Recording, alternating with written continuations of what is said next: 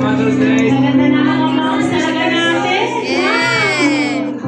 Praise the Lord. Wow. Ang gaganda talaga ng mga moms natin. Hallelujah. Isa pa po. You're so beautiful. Sabihin niyo po sa kanila. You're so beautiful! So beautiful talaga. Praise the Lord. Amen. Thank you, Jesus.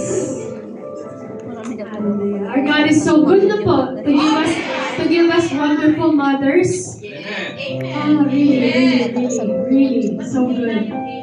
Amen. Our God is so good to give us good mothers. Amen. Praise the Lord. Let's pray. Praise the Lord. Lord, we just give you thanks so much for this wonderful day that you have instituted, Panginoon, para maalala namin. A day to remember, a day to think, a day to thank. Amen. All of our mothers, Lord Jesus. Lord, we thank you that you love moms so, so much, Lord God. Amen. That, Lord, you recognize them as having the love that you have, Lord Jesus. Thank you so much, Lord. May, as we hear your word today, may we be encouraged. May we be pushed on to do more for your kingdom, Panginoon. And Lord, especially our moms today, Lord God, may they realize the value of their life, Amen. the importance of their life, Lord God, that you have given them such a calling, Lord. Amen. All glory and praise to you, O Lord. In Jesus' name we pray. Amen. Praise the Lord. Hallelujah. So, who remembers po yung last week's message? Ano yun? Mercy. Mercy. Hallelujah. Amen. Praise God. Ang ganda po kasi, inumpisa na po ni Pastor Morgan about Mother's Day. Yeah. Through mercy. Do you remember the part about the womb? Yes. Yung ibig sabihin pala ng womb is rakam. God's Rakam. Yes. Actually pala, womb in Hebrew is rekem. So R-E-C-H-E-M. Pero yung root word pala na kung saan galing yun is rakam. Which means womb. Ang galing po talaga. So, kung may, sorry po, wala pong PowerPoint today, so we're gonna go manual today. So basically, if we do a math equation, womb equals rekem equals rakam. Rakam equals womb. But yung ibig po rin sabihin ng rakam is mercy. Amen. Wow. So yung womb pala ng nanay ay mercy ni Lord. Amen. That's so good. Can you just say, that's so good? That's so good. Yung womb ng isang nanay, yung sinapupunan, tama ba? Sinapupunan? Yes. Bahay bata po ng isang mom, isang woman, is actually the mercy of God.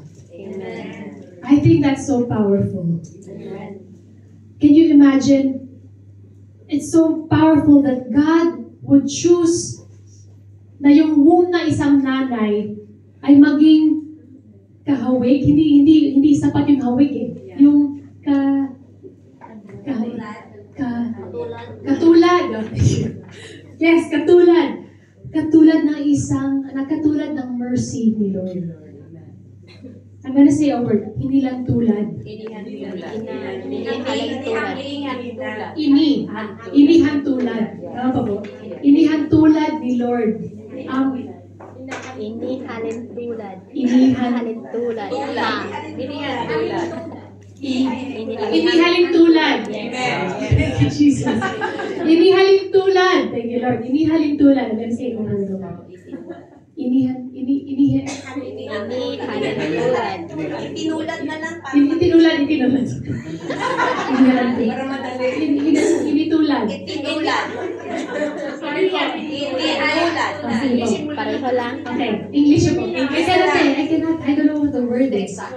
Exact word sa English yun eh. To liken? No, kasi parang hindi. Kulang po yun eh. Inihilan tulad. Inihilan tulad ni Lord. Inihilan Yes. Hindi halintulad. Yes. Thank you, Lord. Sorry po. So, watching lang. Hindi halintulad. Yes. Hallelujah. Okay. Hindi halintulad Amen. ni Lord ang mercy niya. Ang mercy is awa. Awa. Ang awa niya sa isang bahay bata. May isang anak. Amen.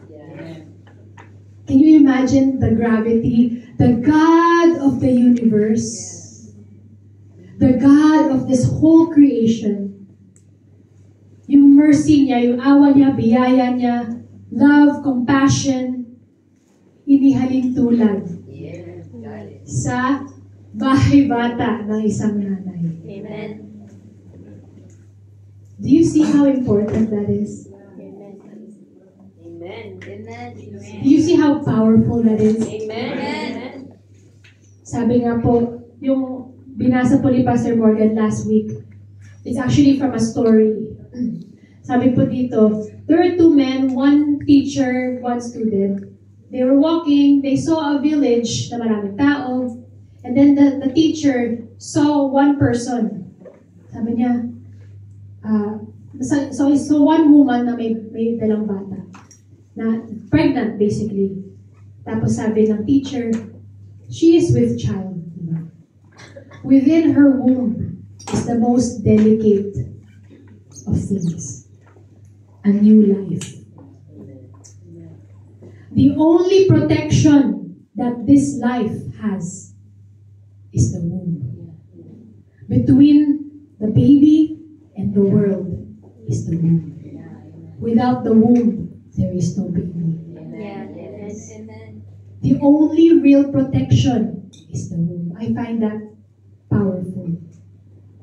So the word for womb is rekem. It comes from the word rakam. Rakam, which means mercy. So rakam means mercy and womb. Why? The womb is a place of tenderness, of nurturing, of protection. If not for the tender love of the womb of the mom, no one will have been born. No one. Kaya many people say, ang galing niya, yung mga, big time people, galing, galing. But then, if they were not born, they wouldn't even be successful, right? So a person has to be born. And yet, the word rakam, which means both mercy and womb, is also used in Scripture to describe the love and mercy of God. Because it is God's rakam, His love, that causes us to be born again. Amen. Isn't that powerful? So if a womb of a mother na puro love, puro protection, puro compassion caused a child to be born into this world, then it is God's mercy, His tender love, His compassion that causes us to be born again in His world. And guess what? Not only that, God's love will continue to nurture us after we're born. So even after na born again na po tayo, God's love is still continuing to mature us, to grow us, to make us more like Jesus. Just like a mother's love causes us to grow up and be mature and to think right, so also the Father's love. Kaya mga moms, if ever you feel discouraged, if ever you're going through things in your life with your children, or you yourself have some issues with your mom, remember this. Remember this. Remember your calling. Remember the importance of your life. Amen. If ever you feel discouraged, mga moms. Amen.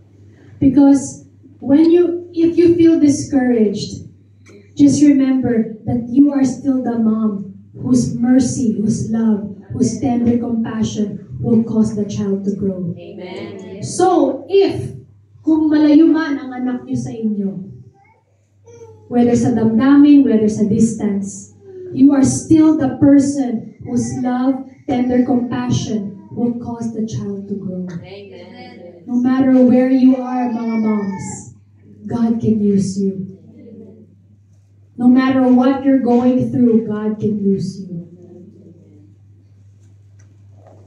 So that's my encouragement to you, mga moms, is that not just your womb, but even after you gave birth to your child, God is still using you. Amen. The fact that you're here for your family, God is using you to cause your children to grow up to be Bible believers, to cause your children to grow up to be people who fear God. That is your role. Kaya, if ever you become discouraged, just remember, inihalin tulad ni Lord ang pagmamahal niya sa pagmamahal niyo. Can you imagine that? Just think about it. Amen? So I just want to also not just comfort you with those words, but also encourage you with this. That your role is so important. Amen. Okay. Your choice, mga moms, can impact generations. Amen. Do you believe that? Amen. What you decide now not only impacts your child, but it will impact your grandchildren, your great-grandchildren. To encourage you po, let's go to Exodus chapter 2, verses 1 to 10. Exodus chapter 2, verses 1 to 10.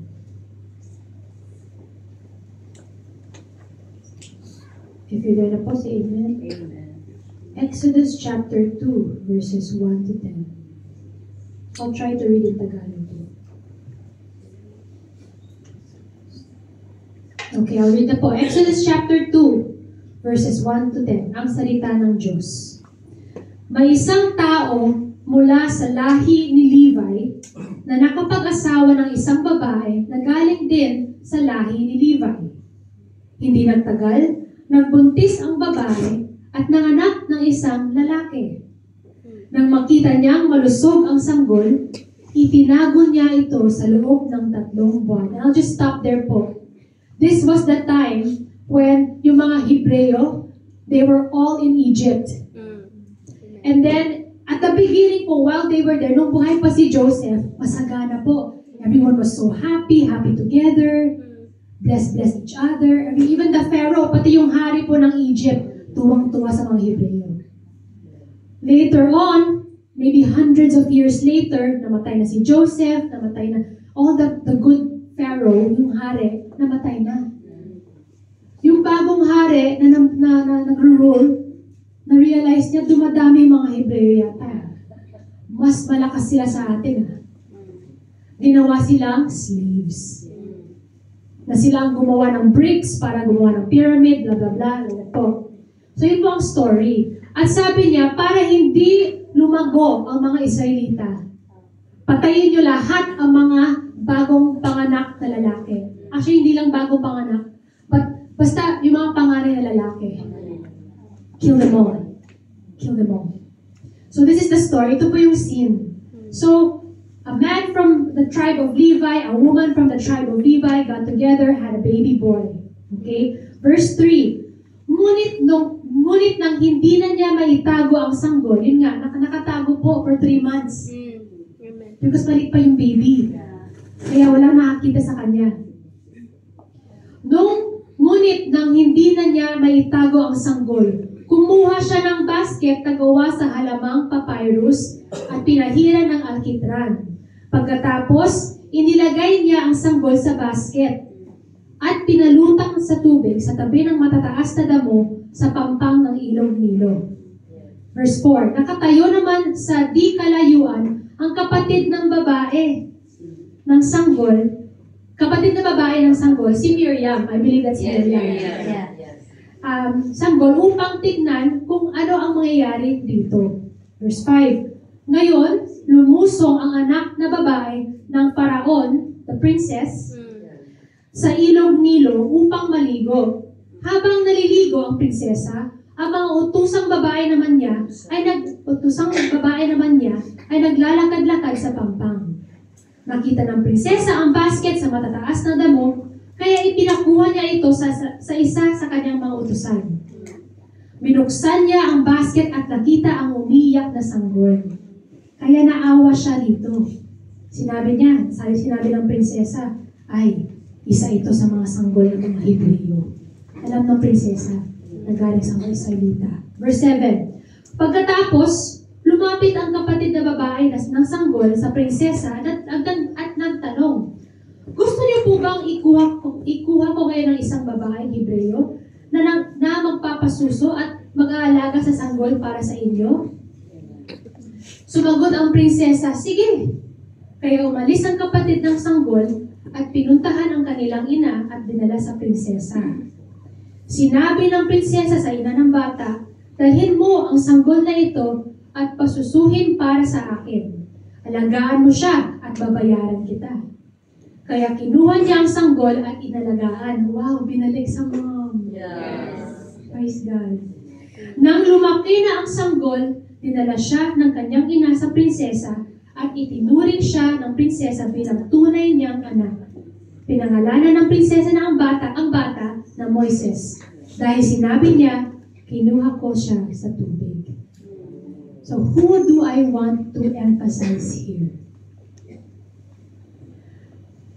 Yung ginawa po ng mom ni Moises. She knew that she will get killed kung nalaman nila ng mga Israelita, ng mga Egyptians, na meron siyang batang lalaki na hawak. But she still chose to keep the baby.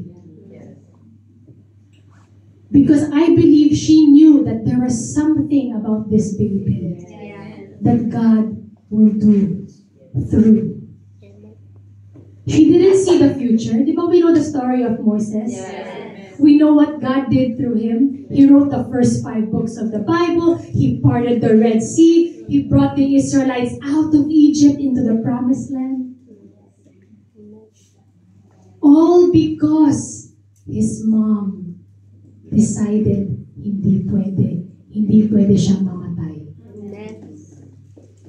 One choice impacted generations. One choice. So can I encourage all the moms right now? Your one choice can impact the generations to come. Amen. Don't let what you see, don't let what you hear discourage you, mga moms. Because your one choice to love them, to embrace them, to make them grow up in the Lord, to teach them to read the Bible, your one choice can impact generations. So kahit hindi mo kang happy, kahit hindi perfect ang relationship, the truth is, your one choice will impact generations. Amen. Just like this mom of Moses. Let's go to Hebrews 11, verses 23 to 27. Hebrews 11, 23 to 27. Hebrew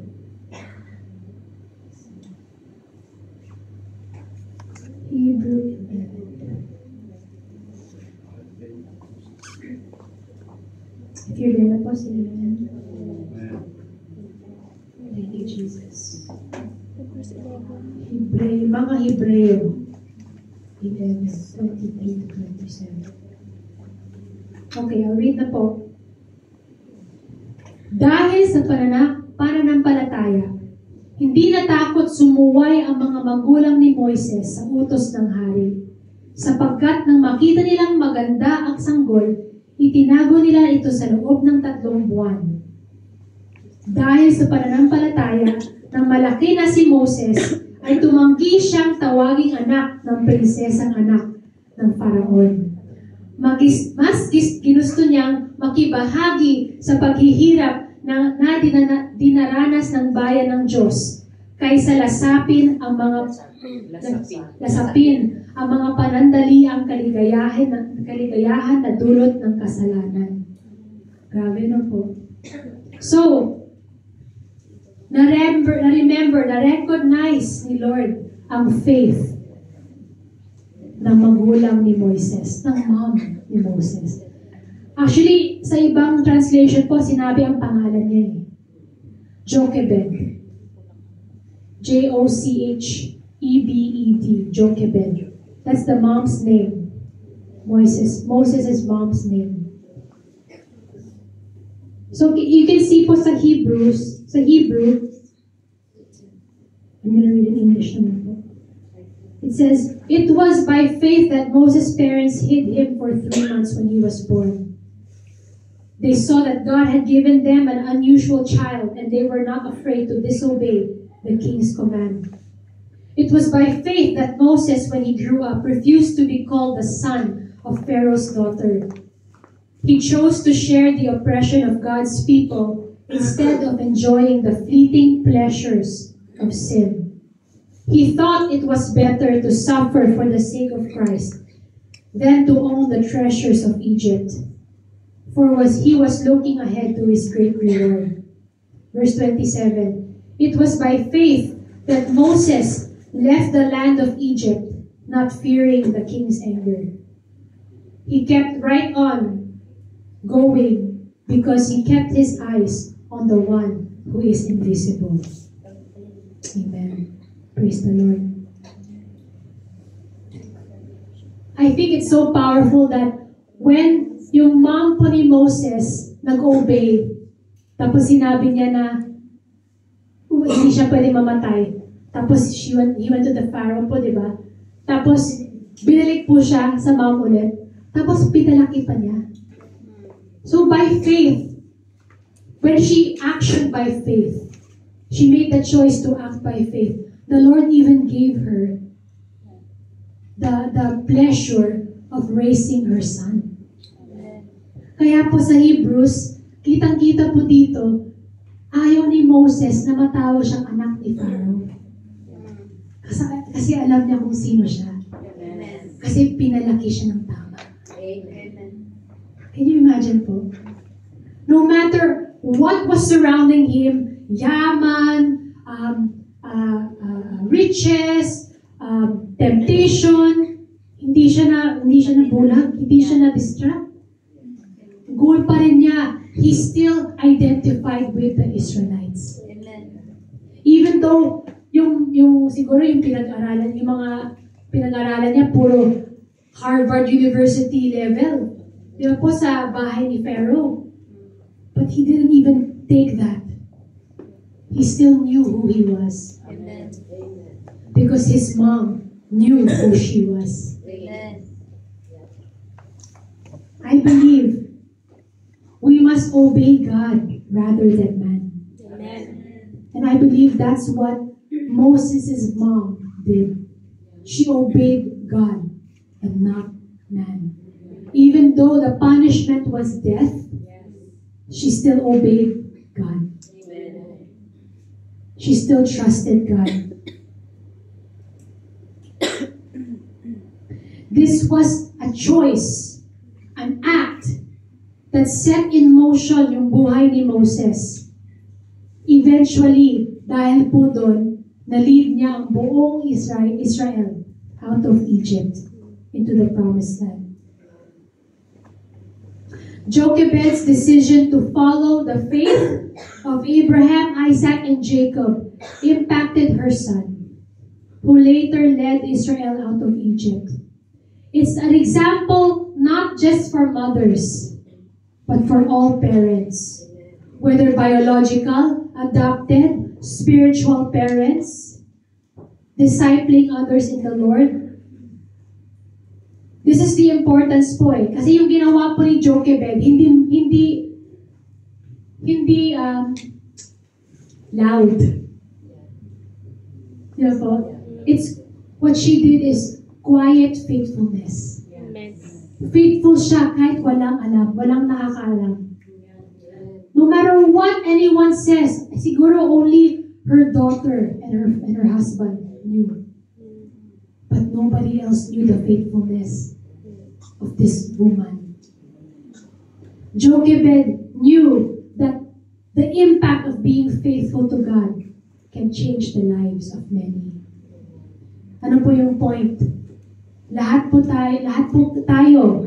But today, just want to emphasize for the moms. Moms, you have the opportunity to impact your faith on others. Amen. Which will impact generations. Kaya make that decision now. You're already making it, praise God. But it is an everyday decision. Not only when things look good. You have to decide in the morning when you wake up, today I will make good choices to follow God. Amen. So that kasi you don't make choices when you're in the fire. Yeah. When you're in the fire, it could your emotions are involved. Yes. You make the decision now. Para pag nag-decide na kayo, ito na. I'm not gonna change my mind. I love you, Lord. I will follow you. I will make a decision so that yung mga anak ko ay magiging followers with you.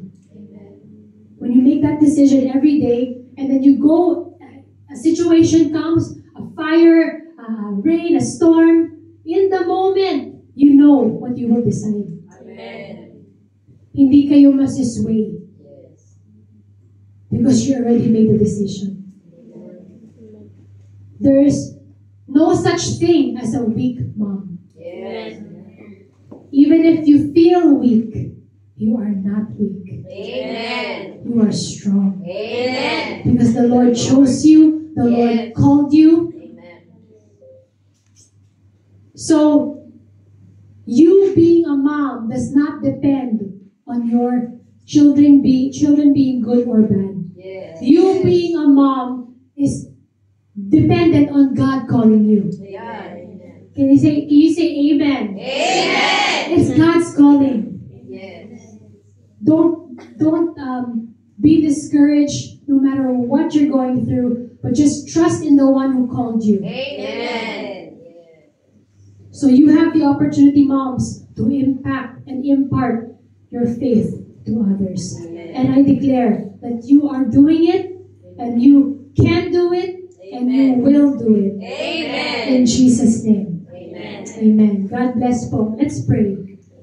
Lord God, we just thank you, Lord, for the reminder that you have called all moms Amen. to be like you, Amen. to love like you, to care like you, Lord Jesus. Because you have such an important role for them, Panginoon. And Lord, I declare right now, I speak blessing over all the moms, Lord Jesus, that they will feel and experience your love on a day-to-day basis, Lord God.